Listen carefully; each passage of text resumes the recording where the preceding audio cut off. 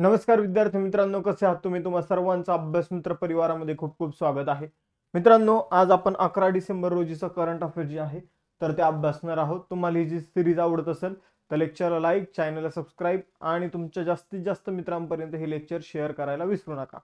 बघा मित्रांनो, आपण कंबाईन विजेता बॅच सुरू केलेला आहे, ज्याच्यामध्ये ऑलरेडी 400+ विद्यार्थ्यांनी प्रवेश घेतलेला आहे. 500 विद्यार्थ्यांसाठी आपण डिस्काउंटेड फी मध्ये बॅच ठेवलेली आहे. लवकरात लवकर जॉईन करू शकता. सेम यशवंत बॅच आहे, 1499 फी आहे. 4 महिन्याच्या कालावधीसाठी बॅच आहे. लवकरच या बॅचची सुद्धा फी वाढणार आहे. त्यानंतर बघा, टेस्ट सिरीज आहे कंबाईनसाठी. तर याच महिन्यामध्ये जवळपास 6 टेस्ट होणार. इथून पुढे 4 ऑलरेडी झालेले आहे, तर तुम्ही ही टेस्ट सिरीजची बॅच जॉईन करू शकता. त्याचबरोबर फाउंडेशन बॅचेस आहे कंबाईन राज्यसेवासाठी. त्याचबरोबर ऑल इन वन बॅच आहे सरळ सेवा परीक्षेसाठी सगळ्या. त्यानंतर रेल्वे भरतीसाठी तिरंगा बॅच आणि पोलीस भरतीसाठी स्पेशल रेकॉर्डेड बॅच आहे. त्याचबरोबर अभ्यास मित्राच्या क्लास नोट्स आहेत, ज्या तुम्ही परचेस करू शकता आपल्या ॲप्लिकेशनवरून. त्याचबरोबर बघा मित्रांनो, आपलं टेलिग्राम चॅनल आहे, इन्स्टाचं पेज आहे आणि आपण जर बघितलं तर टेलिग्रामवर मी तुम्हाला अभ्यासविषयक माहिती शेअर करत जाईल. आणि त्याचबरोबर या लेक्चरची PDF तुम्हाला या टेलिग्राम चॅनलवरच मिळेल. त्याचबरोबर जे काही आपलं इन्स्टाचं पेज आहे तर त्यावर अभ्यासविषयक जी रील्स असतात ते आम्ही शेअर करत असतो, ट्रिक्स वगैरे. आपल्या अभ्यास मित्र ॲप्लिकेशनवर तुम्हाला सगळ्या बॅचेस वगैरे सगळ्या गोष्टी मिळून जाईल. तर बघा मित्रांनो, 11 डिसेंबर रोजीचा आपण करंट अफेअर्स अभ्यासत आहोत, ज्यामध्ये पहिला क्वेश्चन आहे, महत्त्वाचा क्वेश्चन आहे. कोणत्या देशाने 11व्या अंडर-19 एशिया कप 2023 विजेतेपद जिंकलेला आहे? तर तो देश आहे मित्रांनो बांगलादेश. बांगलादेशने कोणाचा पराभव केला? तर भारताचा पराभव केलेला आहे. आपण जर बघितलं तर बांगलादेशने सलग दुसऱ्यांदा आशिया अंडर-19 कप जो आहे, ठीक आहे, विश्वकप नाही, एशिया अंडर-19 कप आहे, ठीक आहे. तर आशियाई आपण म्हणूया की एक चषक आहे जे अंडर-19 टीमचं घेतलं जातं. तर त्यामध्ये बांगलादेशने भारताचा पराभव करून हे सलग दुसऱ्यांदा जिंकलेला आहे. ही स्पर्धा 19 नोव्हेंबर ते 8 डिसेंबर मध्ये आयोजित करण्यात आली होती. कुठे आयोजित केली होती? तर UAE मध्ये आयोजित केली होती. बांगलादेशचा कर्णधार कोण होता? मोहम्मद अजीजुल हकीम तमीम. आणि भारताचा कर्णधार कोण होता? तर मोहम्मद अमान. त्याचबरोबर मालिकावीर कोण राहिलं? तर पाकिस्तानचा इक्बाल हुसेन इमॉन. त्यानंतर सर्वाधिक धावा कोणी केल्या? शहजावा खान पाकिस्तानचा आहे. आणि सगळ्यात जास्त विकेट कोणी घेतल्या? तर इक्बाल हुसेन इमॉन जो बांगलादेशचा आहे, त्याने सगळ्यात जास्त विकेट घेतलेल्या आहे. त्यानंतर बघा, दुसरा क्वेश्चन आहे, केंद्रीय ऊर्जा आणि गृहनिर्माण आणि शहरी व्यवहार मंत्री मनोहरलाल खट्टर यांनी कोणत्या राज्यात ऊर्जावीर योजना जी आहे ती सुरू केलेली आहे? तर बघा मित्रांनो, ऊर्जेची बचत करण्यासाठी, कशाची? ऊर्जेची बचत करण्यासाठी, ठीक आहे. आणि ऊर्जेची बचत कशी करावी कशी नाही, हा जो मेसेज आहे नागरिकांपर्यंत पोहोचवण्यासाठी आपण जर बघितलं तर मनोहरलाल खट्टर यांनी ऊर्जावीर योजना जी आहे तर ती आंध्र प्रदेश या राज्यामध्ये सुरू केलेली आहे. कोणतं राज्य? आंध्र प्रदेश. आंध्र प्रदेशमधील विजयवाडा या ठिकाणापासून ही योजना जी आहे ती सुरू करण्यात आलेली आहे, ठीक आहे. आपण जर बघितलं तर ही योजना आपले केंद्रीय ऊर्जा आणि गृहनिर्माण आणि शहरी व्यवहार मंत्री मनोहरलाल खट्टर तसेच आंध्र प्रदेशचे मुख्यमंत्री चंद्राबाबू नायडू या दोघांनी मिळून सुरू केलेली आहे. यानंतर पुढे जाऊया. आंध्र प्रदेशची राजधानी अमरावती. मुख्यमंत्री एन चंद्राबाबू नायडू. राज्यपाल अब्दुल नजीर. लोकसभेची जागा आहे 25, राज्यसभेची जागा आहे 11. स्थापना झालेली 1 नोव्हेंबर 1956 ला. आंध्र प्रदेशच्या शेजारी राज्य तेलंगणा. आणि त्याचबरोबर जर आपण बघितलं, आंध्र प्रदेशच्या शेजारचे राज्य सांगतो, तर आंध्र प्रदेशच्या उत्तरेला ओडिसा आहे. त्याचबरोबर जर आपण बघितलं तर तेलंगणाची सीमा लागते.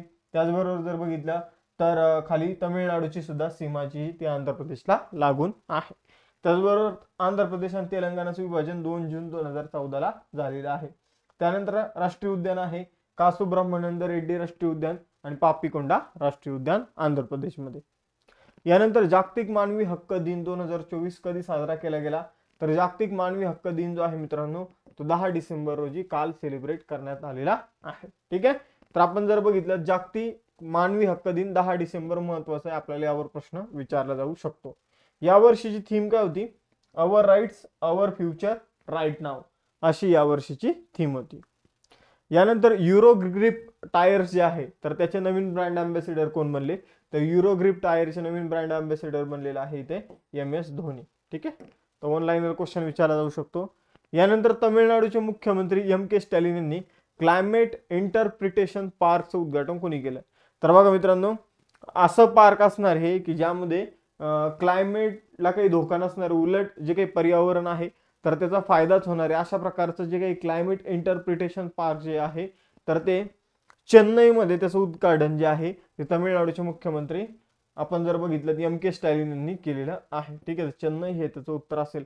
तर यामध्ये स्थानिक प्रजातीची झाड असणार, पावसाच्या पाण्याचं कसं स्टोरेज करायचं, कसा पुनर्वापर करायचा, त्याबाबत सगळी माहिती या इंटरप्रिटेशन पार्कमध्ये देण्यात आली होती. म्हणजे एक डेमो होता ज्यामध्ये सगळं सांगितलेलं आहे की कशा प्रकारे हे पार्क वगैरे असणार आहे. आणि आता ते पार्क जे आहे ते बनवलं सुद्धा जाणार आहे.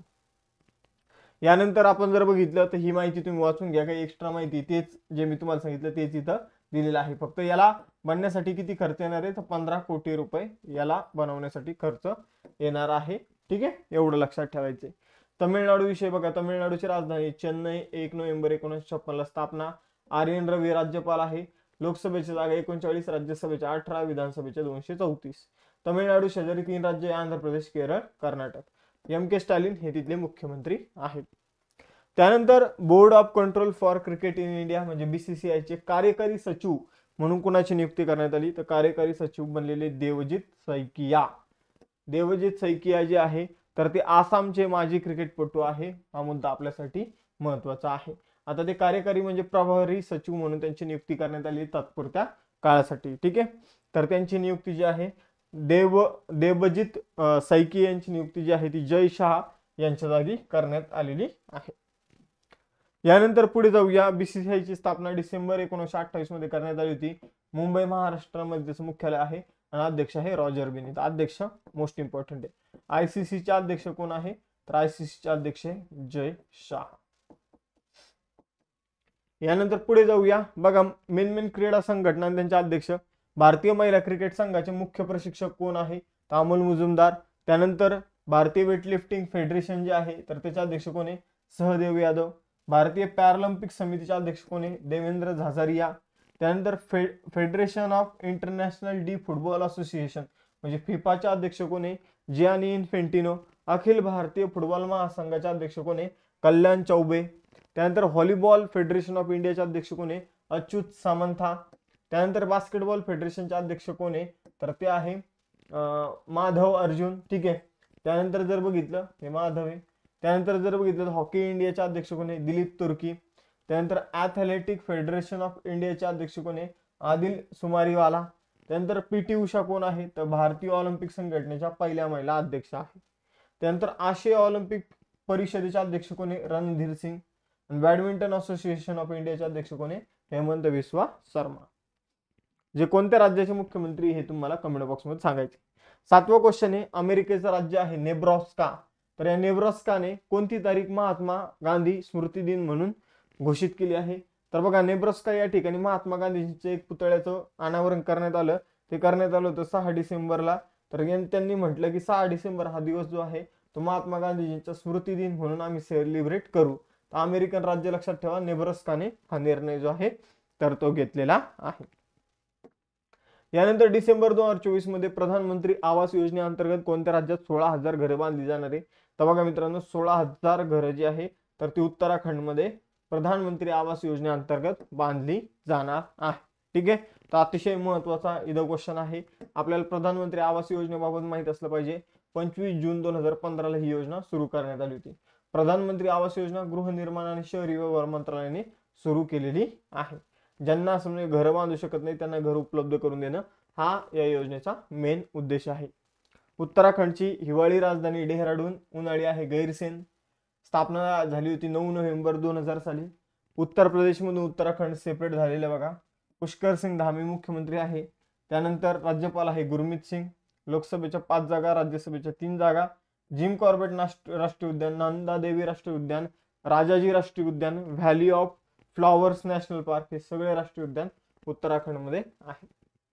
त्यानंतर नरसंहाराच्या गुन्ह्यातील बळींचा आंतरराष्ट्रीय स्मृती सन्मान दिन. ठीक आहे, नरसंहाराला काय म्हटलं तर जिनोसाइड्स म्हटलं जातं. बघा, एखादा सायको व्यक्ती येतो तो अचानक खूप साऱ्या लोकांना मारून टाकतो, जसं की हिटलरने वगैरे केलं होतं. ठीक आहे, त्याचबरोबर समजून चंगेज खान वगैरे यांनी केलं होतं की कोणाला तरी नरसंहार केला. नरसंहार म्हणजे खूप साऱ्या लोकांना एकदाच मारून टाकणं. ठीक आहे, तर आपण जर बघितलं तर नरसंहाराचे जे काही गुन्हे असतात तर त्याविरोधी दिन जो आहे, ठीक आहे, नरसंहार प्रिव्हेंट करण्यासाठी, तर तो दिवस आहे मित्रांनो 9 डिसेंबर. तर 9 डिसेंबरला नरसंहार विरोधी दिन म्हणून सेलिब्रेट केलं जातं. ठीक आहे. तर आपण जर बघितलं नरसंहार पीडितांचे स्मरण आणि प्रतिबंधक दिन कोणता आहे, तर 9 डिसेंबर आहे. लक्षात ठेवा. 9 डिसेंबर 1948 रोजी आपण जर बघितलं तर हा दिन आपण स्वीकारला होता, कारण आपण नरसंहाराला गुन्हा म्हणून घोषित केलं होतं आणि त्या दिवसापासून 9 डिसेंबर हा नरसंहार विरोधी दिन म्हणून सेलिब्रेट करण्यात येतो. त्यानंतर कोणत्या राज्याच्या जलसंचय प्रकल्पासाठी आशियाई विकास बँकेकडून 50 दशलक्ष डॉलरचं कर्ज मंजूर करण्यात आले आहे. तर बघा मित्रांनो, मेघालय राज्याच्या जी काही जलसिंचन प्रकल्पासाठी 50 दशलक्ष डॉलरचं कर्ज जे आहे ते एशियन डेव्हलपमेंट बँकने दिलेलं आहे. कोणाचं, तर मेघालयमध्ये पाणी साठवण क्षमता स्थापित करण्यासाठी हे कर्ज जे आहे ते भारत सरकार आणि एशियन डेव्हलपमेंट बँक यांच्या प्रतिनिधींमध्ये एक करार झाला आणि त्या एशियन डेव्हलपमेंट बँकने या कराराअंतर्गत हे कर्ज मेघालयला दिलेलं आहे. एशियन डेव्हलपमेंट बँकची स्थापना 1966 मध्ये झाली होती. मनिला फिलिपिन्स मध्ये मुख्यालय आहे. मासास्तुगु आसाकावा हे तिचे अध्यक्ष आहे. आपण जर बघितलं तर सदस्य देश किती आहे, ते 69 सदस्य देश आहे. हे लक्षात ठेवायचं. 69वा देश आहे इस्रायल.